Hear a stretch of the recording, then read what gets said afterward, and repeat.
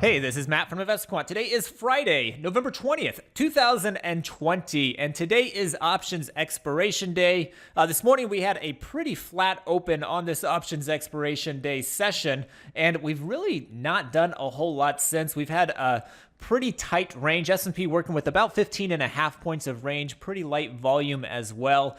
Still an inside day here in the S&P. NASDAQ holding up a little bit stronger, but really not much range there either. It's holding up near yesterday's highs, but pretty quiet session all around as we approach the close on options expiration day.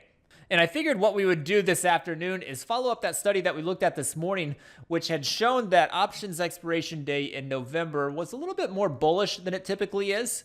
And I figured we would see what that means for the close. So I'm going to go into Discover, select all four instruments, and then I'm going to change the entry to a 3 p.m. long entry here so we can test what has happened historically as we approach the close on options expiration day in November. So I've got that all set up here. Next, I'm going to go into the calendar.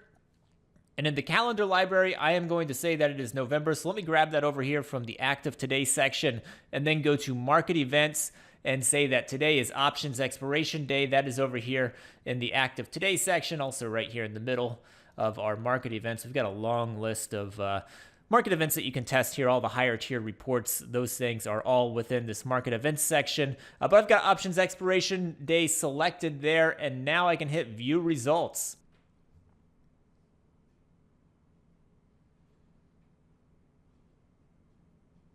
And here we go. So these are the results of going long at 3 p.m. Eastern Time, exiting at the close, 4:15 p.m. Eastern Time, when it is options expiration day in November. And we've got 17 samples here dating back to 2003 for options expiration day in November. And for whatever reason, it has been very bullish here historically. So out of the 17 samples, which 17 samples, not a huge sample size, keep that in mind. But out of the 17 samples for the S&P, 88% have closed above that 3 p.m. price. So that's, what, 15 out of 17?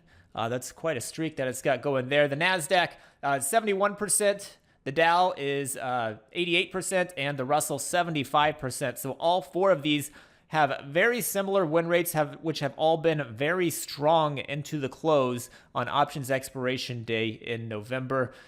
So I'm not sure what's driving that. I don't know what's different about November's options expiration day, or perhaps it's just randomly doing this, and this is just a lucky streak that we are stumbling across as we're looking at the data. I honestly don't know. If you guys know why it's stronger, I'd love to hear it. So let me know in the comments if you have an idea. But hopefully you found this helpful. Good luck the rest of the day, and we will see you next week.